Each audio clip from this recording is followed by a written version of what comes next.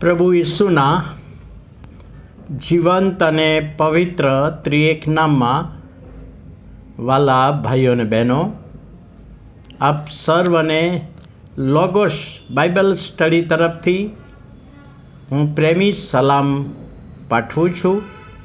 અને આજે 2025ના વર્ષનો 16મો દિવસ એટલે 16મી જાન્યુઆરી 2025 અને ગુરુવારનો આ નવો દિવસ આપણા જીવનોમાં પ્રભુએ બતાવ્યો માટે પ્રભુનો ખૂબ આભાર માનીએ છીએ.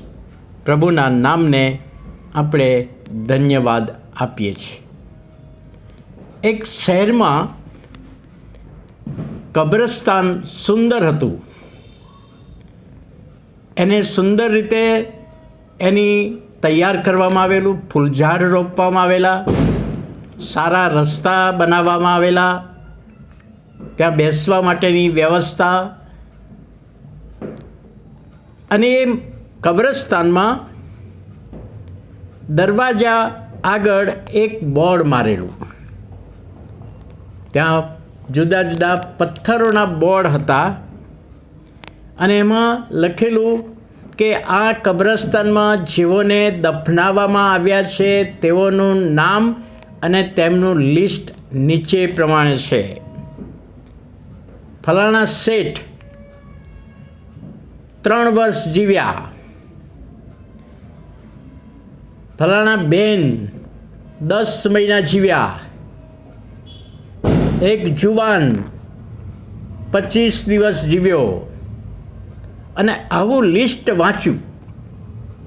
બહારનો એક માણસ આવ્યો અને કબ્રસ્તાનના લોકો વખાણ કરતા હતા તો જોવા ગયો. ત્યારે આ લિસ્ટ વાંચીને કહે છે કે આ શહેરમાં બધા નાની ઉંમરે જ મરણ પામે છે, એટલે મારે આ શહેરમાં રહેવું નથી, હું બીજા શહેરમાં જઈશ. અને એવામાં એક માણસ ત્યાં કબ્રસ્તાન આગળ સામે મળ્યો. પેલા માણસે કહ્યું, ભાઈ ક્યાં જાઓ છો? તો કે હું તો આ શહેરમાં રહેવા માટે આવેલો, પણ આ કબ્રસ્તાનમાં મેં જોયું કે નાની ઉંમરે બધા મરણ પામે છે અને માટે મારે આ ગામમાં શહેરમાં રહેવું નથી. ત્યારે પેલા આગંતુક ભાઈએ કહ્યું કે ના, એવું નથી. જે ઉંમર લખી છે એ એમણે પ્રભુના માટે કેટલો સમય આપ્યો એ લખ્યું છે. જીવન 70 વર્ષ હતું, પરંતુ પ્રભુના માટે 3 જ વર્ષ વપરાયા, માટે 3 વર્ષની ઉંમર લખી છે. પૃથ્વી પરનું જીવન ગમે તેટલા વર્ષો હોય, પરંતુ એમણે પ્રભુના મહિમાને માટે કેટલો સમય વાપર્યો છે એ લખ્યું છે.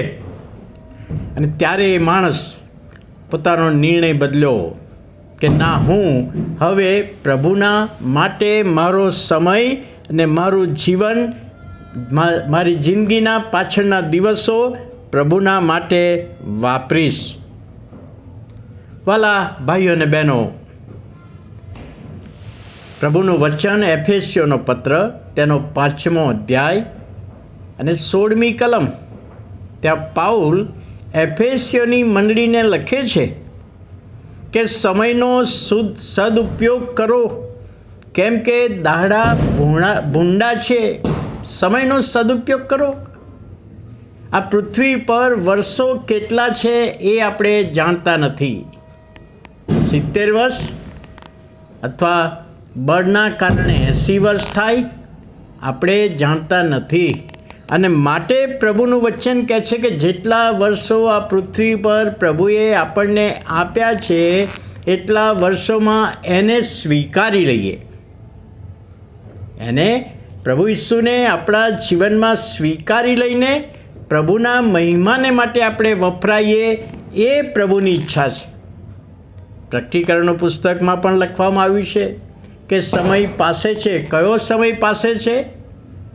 પ્રભુ ઈસુ ખ્રિસ્ત જે સ્વર્ગમાં બિરાજમાન છે ત્યાંથી પાછા આવવાનો સમય પાસે છે. તો આપણે મોડું કરીએ નહીં, સમય વેડફી નાખીએ નહીં, પરંતુ આપણા જીવન દ્વારા પ્રભુને મહિમા આપીએ એ પ્રભુની ઈચ્છા છે.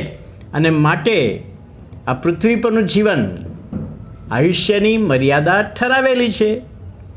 એ મર્યાદાને આપણે ઓળંગી શકતા નથી.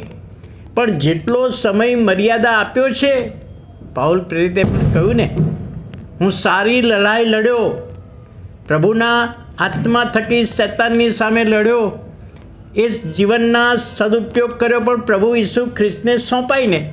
તો આપણે પણ પ્રભુ ઈસુ ખ્રિસ્તને સોંપાઈને આ જીવનનો સમયનો સદુપયોગ કરીએ. દાડા બુંડા છે. આવો આપણે પ્રાર્થના કરીએ. પ્રભુ, અમે તમારો આભાર માનીએ છીએ, તમારા નામને ધન્યવાદ આપીએ છીએ.